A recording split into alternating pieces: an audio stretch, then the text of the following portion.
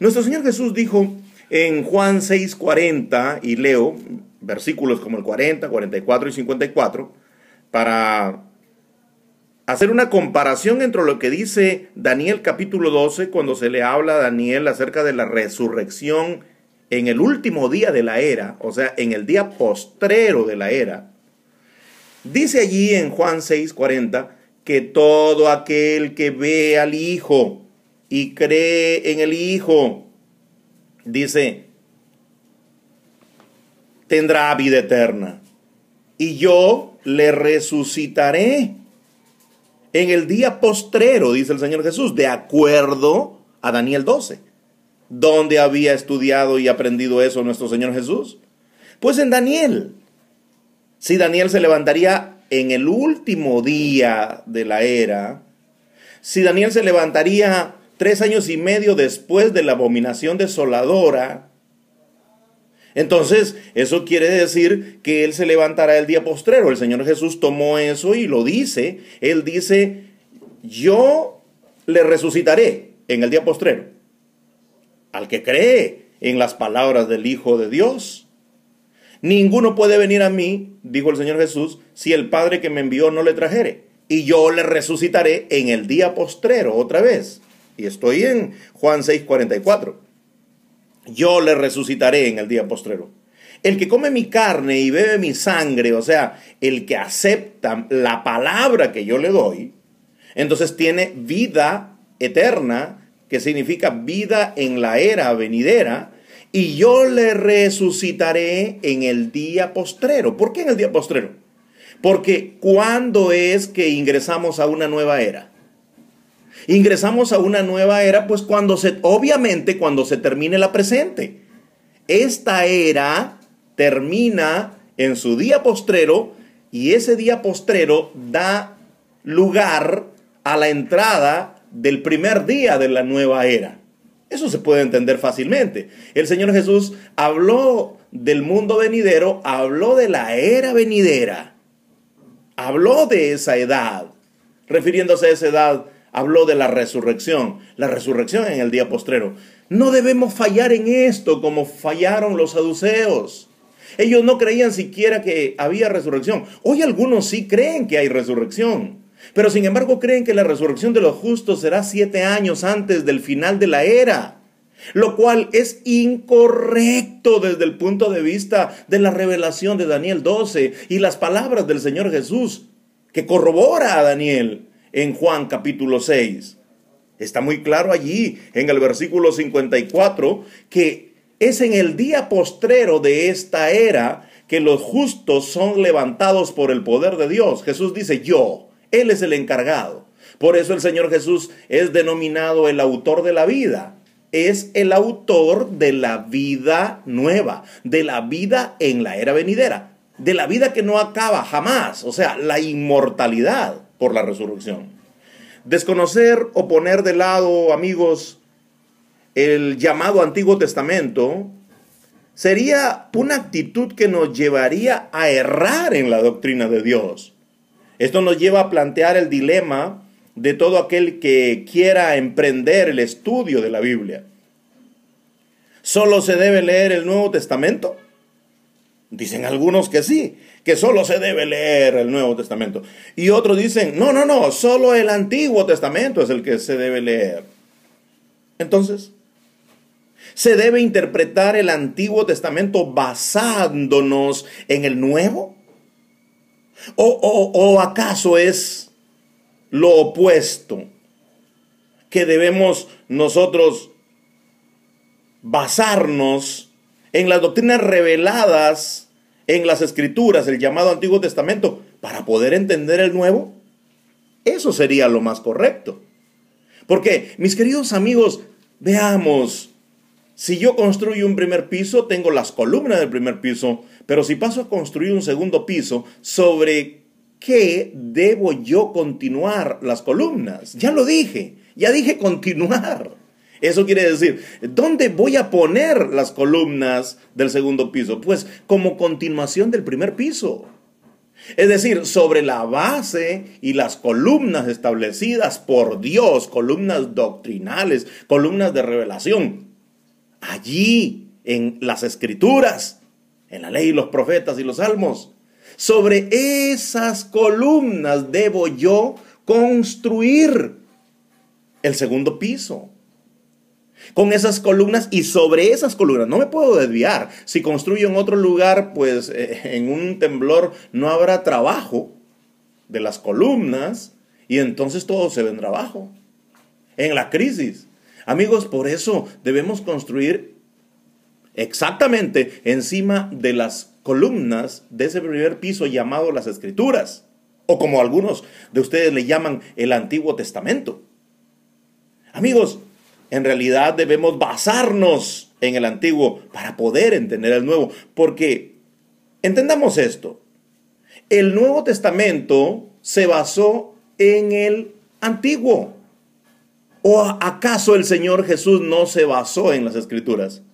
Él decía, como dijo el profeta Jeremías, como dijo el profeta Isaías, como está escrito por los profetas, para que se cumpla lo que está escrito por los profetas. Y citaba los versículos del Antiguo Testamento, del llamado Antiguo Testamento, los versículos de las Escrituras, para ser más exactos, diré Escrituras porque es lo correcto. Basados en esos versículos de las Escrituras, el Señor Jesús hablaba del cumplimiento de esas Escrituras en su vida. Porque así Dios lo determinaba. Era el consejo de Dios el que se estaba cumpliendo. ¿Ve usted? Los apóstoles también se basaron en las Escrituras. Recuerden ustedes la elección, por ejemplo, del 12º apóstol. Ellos vieron en las Escrituras que otro tomara el oficio y por eso buscaron reemplazantes, es decir, buscando que basarse en las Escrituras. Pedro dijo que lo que había acontecido en el aposento alto con los galileos, apóstoles de nuestro Señor y los que estaban posando en la casa, lo que sucedió con ellos era lo escrito en el libro del profeta Joel. El derramamiento del Espíritu de Dios sobre toda criatura. ¿Ve usted? Es decir, marcando los tiempos, el hito del inicio de los postreros días. Alguien dirá, pero ¿cómo los postreros días empezaron hace 2000 años? ¿No es un poco bastante el camino que ha acontecido desde hace 2000 años para acá? Amigos queridos, ¿acaso ustedes han vivido 2000 años? Yo no he vivido ni 100. No llego ni a la mitad del siglo, quizás ya mismo llegue. Pero sin embargo, yo no he vivido ni siquiera medio siglo para decir y maravillarme que hayan pasado 2000 años. Son los postreros días porque el rey ya estaba elegido. El rey elegido es nuestro amado Salvador. Eso es lo que significa Mesías. Significa el Cristo, significa el elegido para los propósitos de Dios. En este caso, para el propósito de instaurar el reino de Dios en la tierra. Porque el día de hoy son los hombres injustos los que gobiernan con sus leyes injustas. Quizás alguno que otro tenga el deseo de hacer bien las cosas, pero no se puede totalmente hacer eso en este siglo malo a causa de la corrupción. Dice Pedro que la corrupción que hay en el mundo es a causa del mal deseo. Mientras el mal deseo habite en el corazón de las personas, entonces no habrá un buen gobierno. El hombre tiene que ser transformado para colaborar con Jesús en su reino, porque el Señor Jesús sí es totalmente transformado y nació en inocencia y permaneció en inocencia a causa de la obediencia hasta la muerte y así hasta el día de hoy. Pero Él hará que nosotros tengamos esa misma inocencia cuando nos transforme a su semejanza.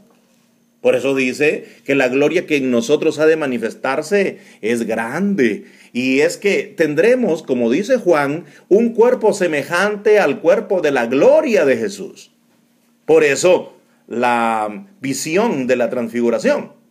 En la transfiguración se muestra a los creyentes ya resucitados. Ve a Moisés, ve a Elías en visión. No es que existieran los muertos, sino que en visión se nota a ellos ya transformados, ya glorificados. Es una muestra de cómo ser el creyente transformado, acompañando al Señor Jesús glorioso, porque también ahí se muestra al Señor Jesús y cómo brillaban sus vestiduras.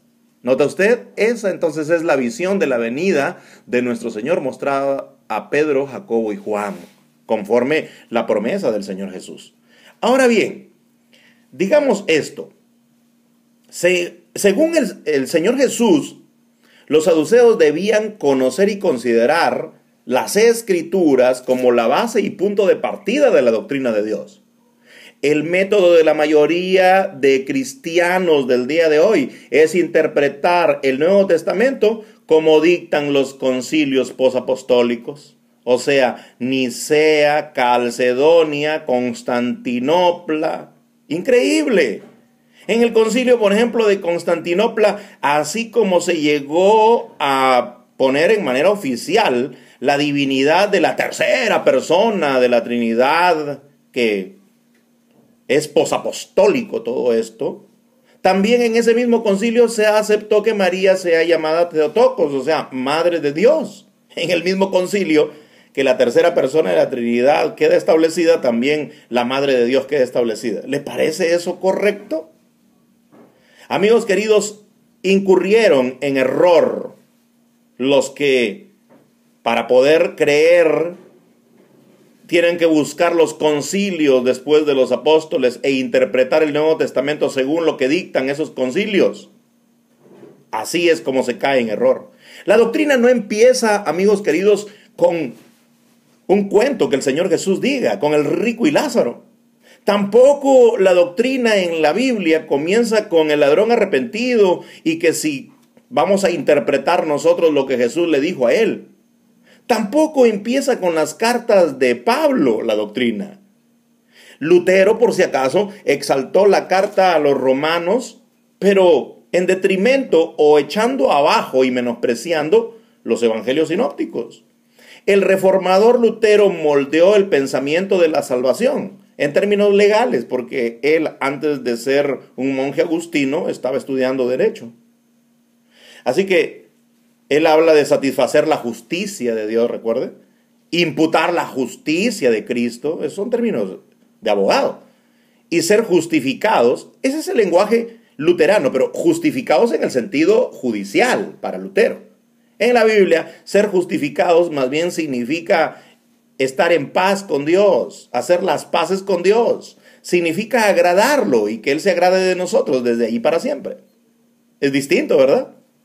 Pero el lenguaje luterano hasta el día de hoy domina en los púlpitos, en los escritores y en las congregaciones.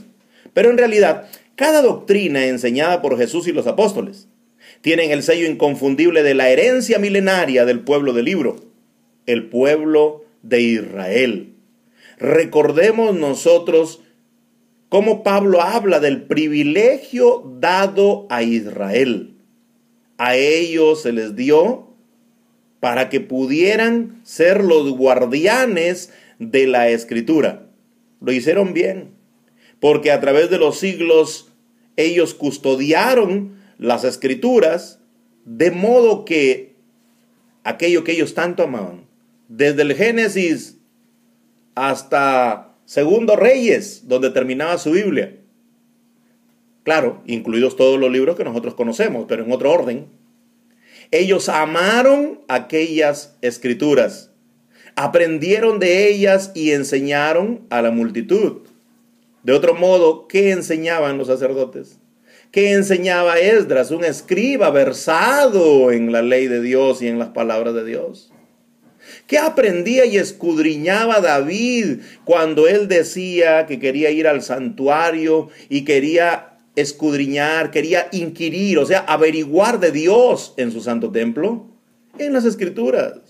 Por eso el Salmo 150, un cántico jamás escrito para exaltar la grandeza y la maravilla que hay en las Escrituras.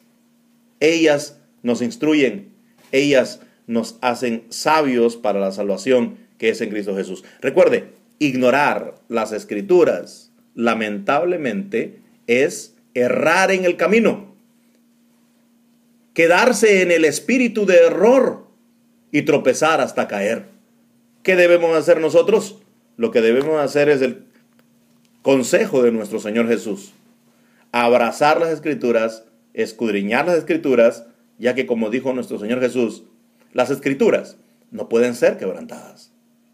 Allí, o de allí citó nuestro amado Señor para vencer al enemigo en la tentación. A cada uno de ustedes, que Dios les bendiga y les dirija para abrazar fuertemente las escrituras.